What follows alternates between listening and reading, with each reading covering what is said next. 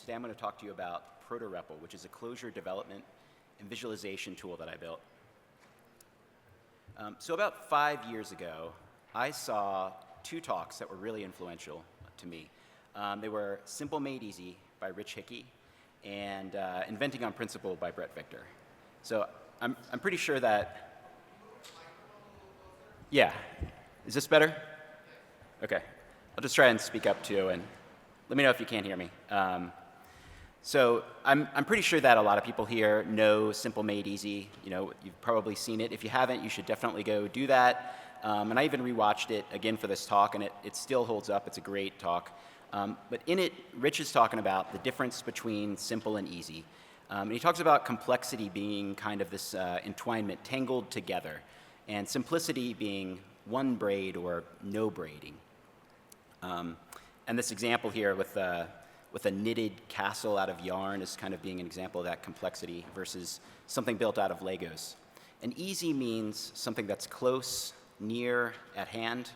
And he said as software developers, a lot of times, we are choosing the easy thing, which means something that's familiar to us, something that's we know, like an object-oriented programming language, instead of choosing something that might be harder at first, but would really reduce the complexity that we have to deal with.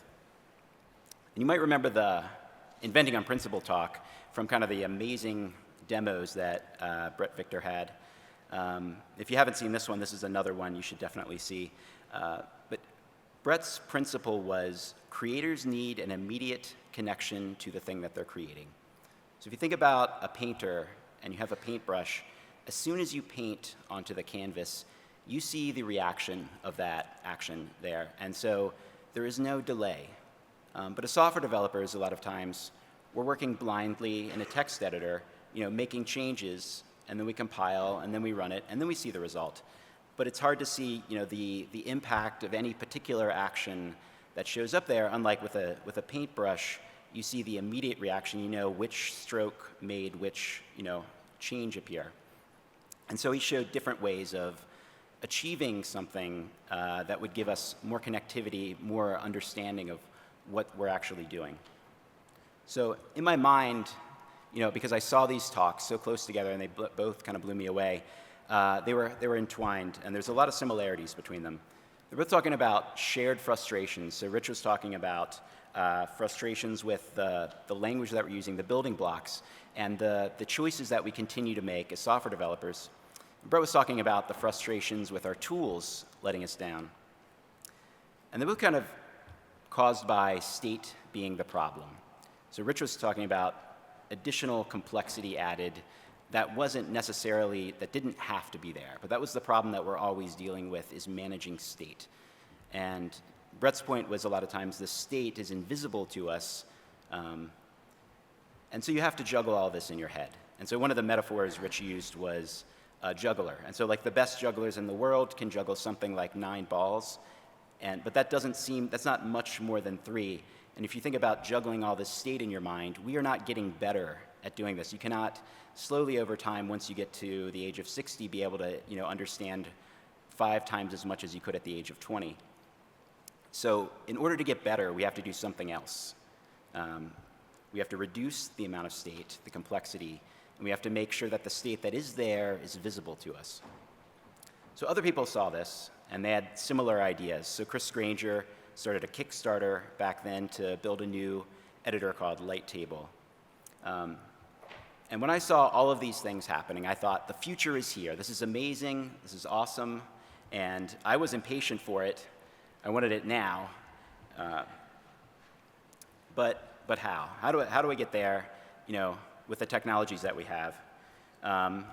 So one of the things that I think wasn't emphasized enough was data visualization. But I think this is part of the solution to understanding what's happening. So state is at the core of our applications. State is data. And data visualization is the existing solution out there that's well known that we should reach to.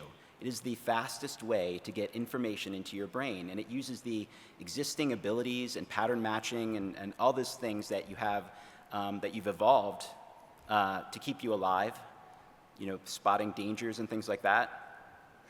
This is the best way. So I started looking to come up with solutions. How can I start doing this myself? And so I started building little visualizations that would run in the web browser. So I was dealing with spatial algorithms at the time, and instead of just looking at numbers for latitude and longitude, I would throw them up in the web browser in a map and show metadata and things like that. And this was really helpful. Like when there's a problem, I could see what the problem was. And it made me faster as a developer, and it made me spot problems that I wouldn't have otherwise have seen. And so I thought this was part of the way forward. Having a web browser show a visualization that represented the state of the system seemed like a solution. And you would just run it alongside of your coding environment, use something like WebSockets to ship the data over as it changed. And I talked about this at Strangeloop in 2013. And I created a little library that handled like the data transfer, and I called this VisualizationDriven Development. This didn't catch on, but I think there was some problems with this. One is I think that this separation gives you limited capabilities. Like putting something side by side in this other window means you can't do as much like actually in your editor. You want to see like the state, you can only show one thing in your browser, and you can't tell like if you're going to show multiple things, which lines of code do they tie to or which parts of your application. You end up juggling windows, and that it's just makes that difficult. And I think one of the biggest problems was that I didn't provide visualizations for people. I thought you should use your own visualizations. You have different kinds of state, so figure that out yourself. And that's a hard pill for people to swallow when I'm telling you should do this thing, but it's going to require a lot of work. Not many people want to do that because it wasn't easy for them. It wasn't near or at hand. And so this wasn't a complete solution. So what I realized that what we need is an integrated solution. And I want you to consider the REPL for a minute. So REPLs are great. They're like these portholes into our applications so that we can see what's going on. And many languages have them. So you can be in Ruby, Python, JavaScript, you have a REPL. But one thing that I noticed about the way we develop things with Clojure that is really awesome is we use an integrated editor and REPL together. And the integration there really makes this shine here way better than just the REPL on its own. You can write a small amount of code, you can execute it, see what the result is, you can modify that code, see it again, and so you do have this connectivity. So we're actually already, with the way Clojure was done way back then and forever, handling some of the problems that Brett Victor was talking about. And the important part here is the integration lets you do more. And that's why I think we need to bring visualization, data visualization into that as well. When we combine them together, we'll be able to get farther with that. And so now I want to do, oh wait, wrong slides. Okay, fast forward to 2014. So 2014, the Atom text editor comes out. So this is a text editor from GitHub, the company that makes it. And when I saw this, I thought this was the right solution, the right place to bring all these things together. So why Atom? One is that this is a general purpose text editor backed by a real company. So I want to bring, I want a real solution to exist. Anything that I don't have to build myself that somebody else provides is a good thing. And this is a set of full-time engineers, I assume full-time anyway, that are being paid money to handle all the problems of building a text editor, which is great that I don't have to worry about that, and they handle the problems of how do you display CSS and Ruby and all these other things that you would have to do, because it's not an easy thing to build. It's also open source, it's pretty popular, and it's extensible, which means other people are building extensions to it, so things like Paredit and ParentFur all exist for Atom, and I think Atom was the first place that ParentFur appeared, as a place you could actually use it. I'm not sure if that's true or not, but it was very early. It's true. Okay, great. So because it's open source, I can look at the code. If I want to extend it myself, it's great to be able to see how am I going to integrate with this. And because it's not closed source, I can actually understand the underpinnings of Atom, how it works. And maybe the most important thing is that it's built on web technologies and tools. So Atom is built on the Chromium base, which is a base for the Chrome web browser, and Node.js. And so Chromium itself is open source, and I think Chrome it's not. But that means that Atom is basically just this glorified web browser, kind of dedicated to editing text. And so I can bring up Chrome DevTools in Atom and select an element as part of the GUI and see the DOM node that's associated with that, the CSS styles that are applied to that. You get a lot of benefits. And one of them is that the Chrome DevTools thing is there, which means that I can debug Proto REPL using Chrome DevTools, which are really good. It's also extensible via CSS and JavaScript. So we're not inventing new things here. These are existing technologies that are well known. And that means things like Clojure script, we can transpile and run in Atom. And parts of Proto REPL are written in Clojure script itself and other packages as well. Also, the DOM. So this is really important. If you think about, we built a new GUI and we built it in Java and Swing. If I wanted to just attach, a visualization onto some arbitrary element, I might not be able to do that as a plugin. But because Atom has this DOM that's always available, I can reference any particular element in there and highlight code or do other things that might not be possible. And existing web visualizations like D3 will just work right inside of Atom. So if you go online and you search for web visualization tools, you'll find a bunch of different websites that compile them, and then they'll show, like, here are the best of the best, and there are just tons and tons out there. The web has been great for data visualization, and there are so many things out there where people have already built great tools, and people have found the good ones, and they've been, fixing them for many, many years. And so we can just take all these. This is another thing that we don't have to build ourselves. We already know how to visualize data. There's already tools that we can use. Okay, now I'm going to show some demos of Proto REPL itself. Okay, so this is Proto REPL. So over here on the left side, I've got a Clojure file, and this is the REPL on the right side, and it works like you'd expect it to. So I can execute some code, I can get some result. I can put my cursor inside of a Clojure block, and I can say send that block to the REPL, and I get a result back. And so this is all pretty standard. But you'll notice I get inline result here. So I don't even need the REPL to be front and center, so I'm just going to move that to the back. And I can say evaluate this other block, which is a vector, and so vectors evaluate to themselves. So I get this vector back. When Proto REPL gets a value back, it looks at it, and if it's a simple value, it just displays it. But if it's another nested structure, like a vector or a map or sequence, it displays it using an inline expandable view. So we can expand this and navigate down deeply nested trees. The inline displays and the styling of the REPL itself is provided by another Atom package called Atom Inc., which is pretty cool. And so this is just another way that we can leverage other people, leverage the work that other people are doing. So I'm going to show you some more examples here. So I'm going to define this var of cards. So this is a sequence of tuples. So we've got the number and the suit in each there. And so I'm going to take the cards, shuffle them, take the top 10, and then group them by their suit. So as I start to type in code, you can see I have completion with documentation in place. And so now, as you type in code, I can see does it work, and start running it. And shuffle is working. So now I can continue on, take the top 10, group by the suit, and the suit's the second item in each tuple, so I'm going to do second. I'm going to execute the whole block, and I get back a map.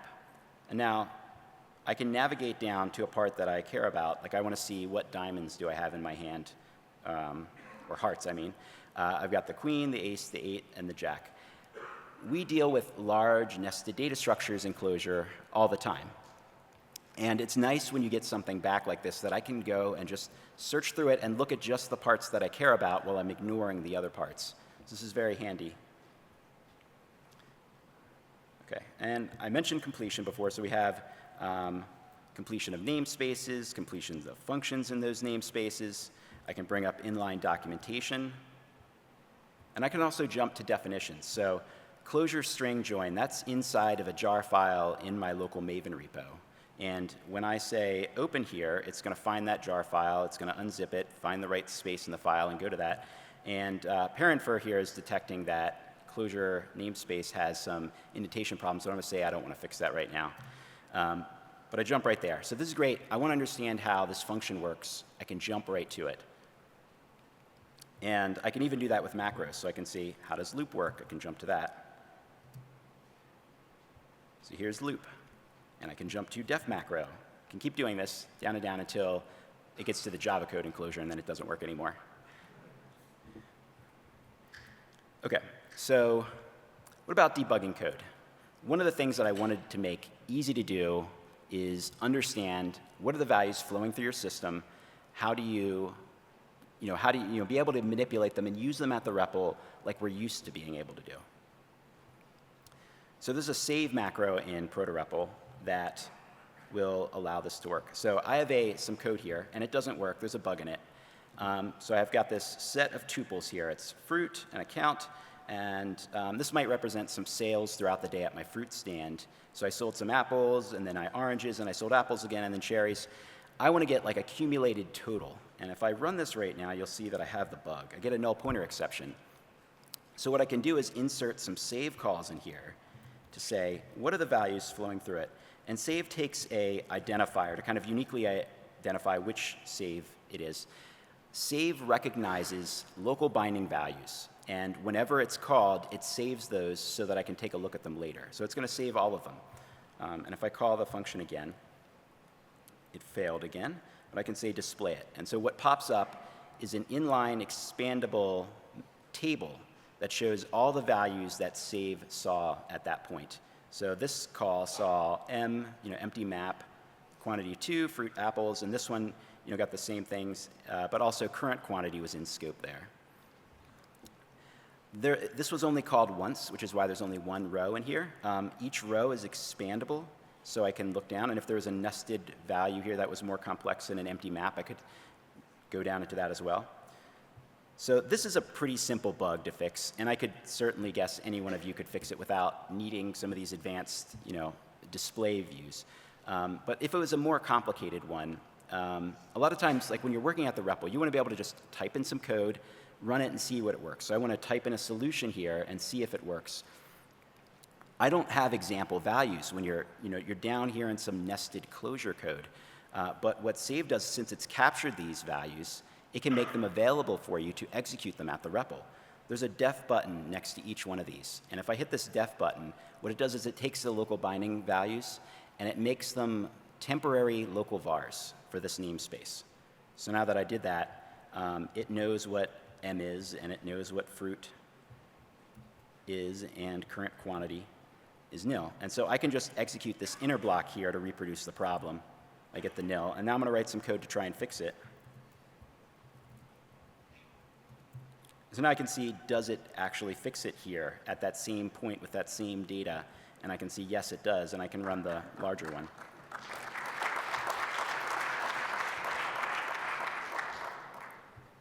So if I run this again, I get the right result, and I can display it, and this shows that, yeah, we capture all of the values. With a traditional debugger, you get one point in time right now.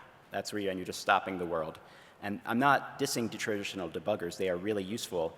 This is just another way of debugging, because I can see all of the values, and I can grab one out. I can say, I want this third iteration. Give me those values. And now I can start working with those to do things and try out, see what those do. OK, so let's talk about visualizations.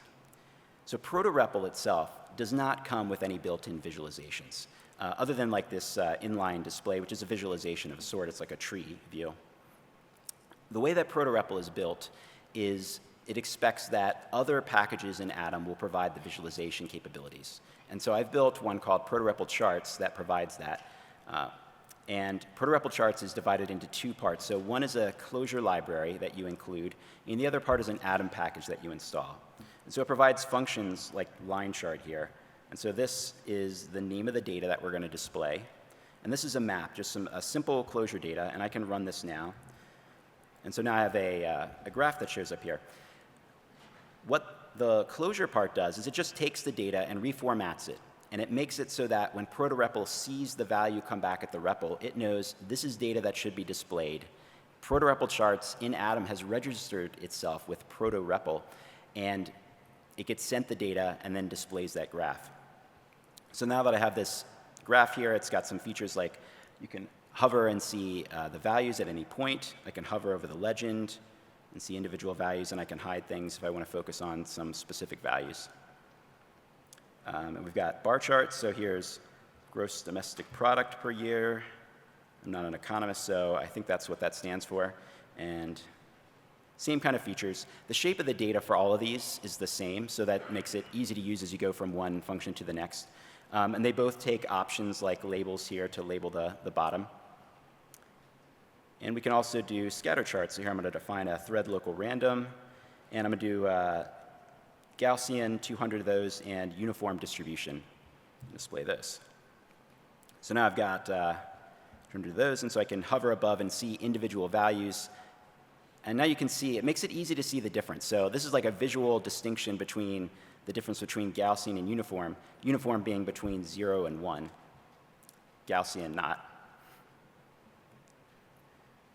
So this is just displaying canned data. When we're inside Clojure, or we want to take advantage of like some of the capabilities that Clojure has in manipulating data, and we've got data flowing through our systems, and we want to grab those out and display them. So I'm going to show some examples of that.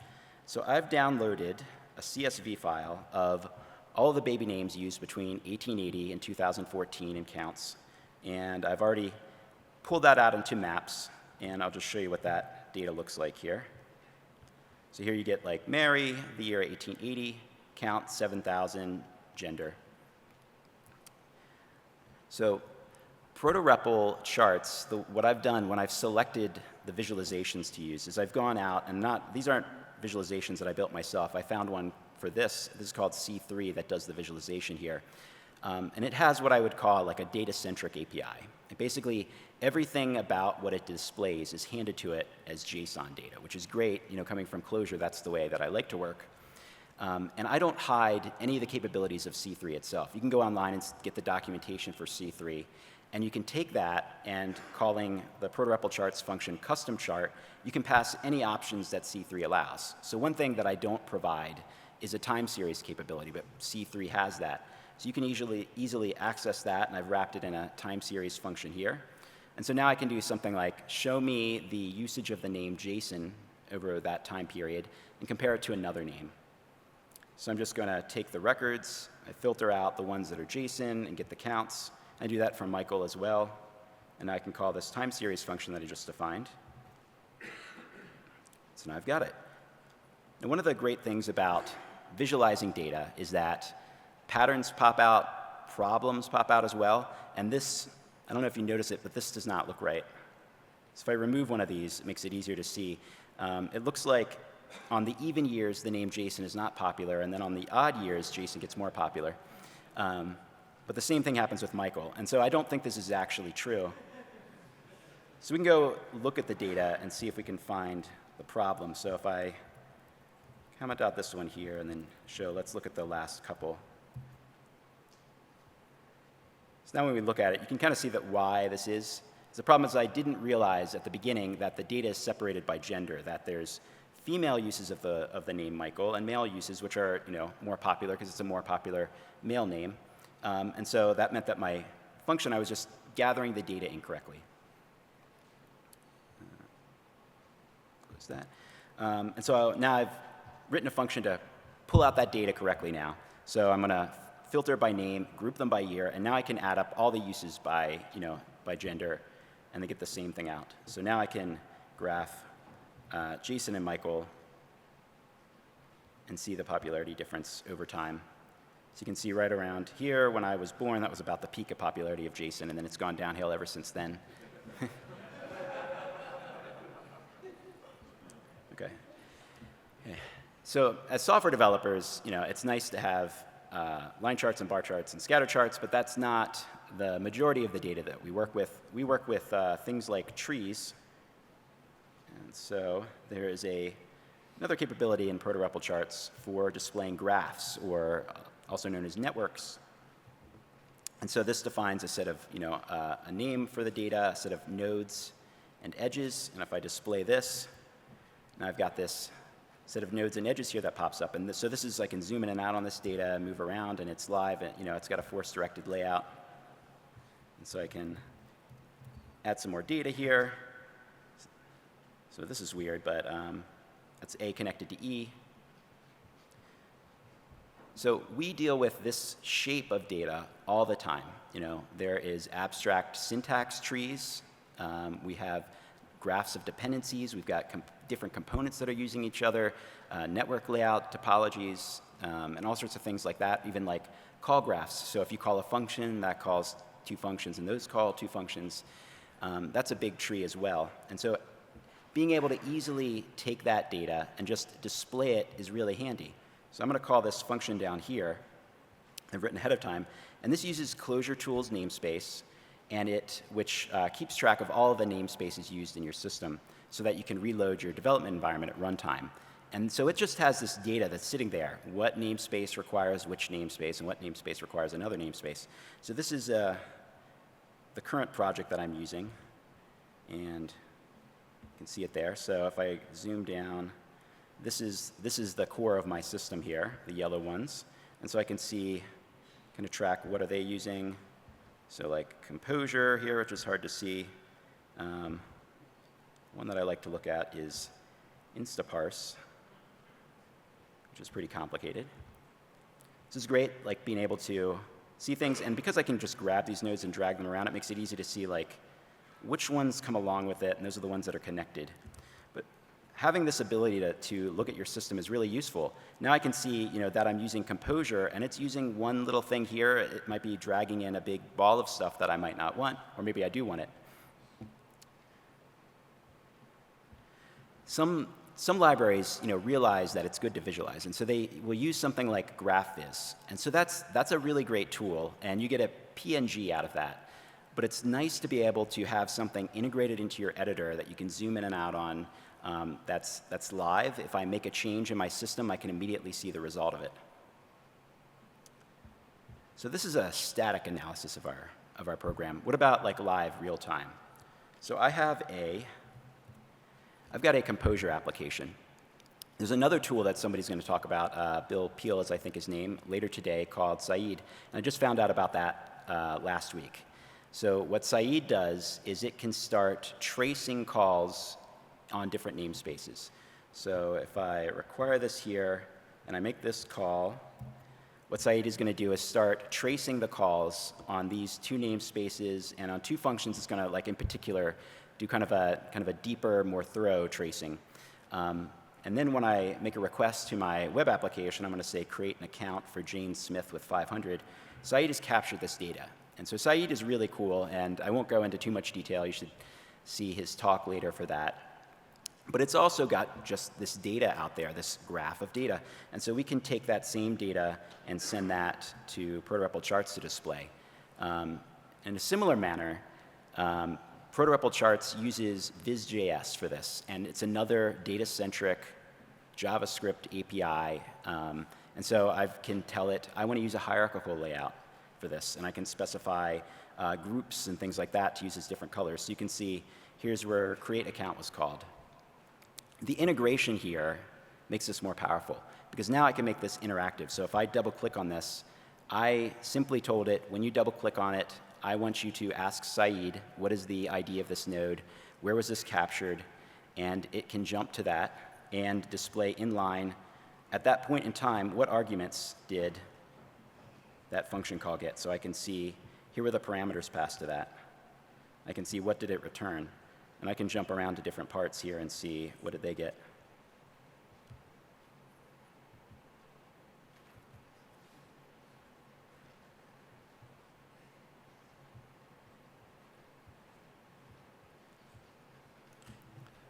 So I find this really useful, and to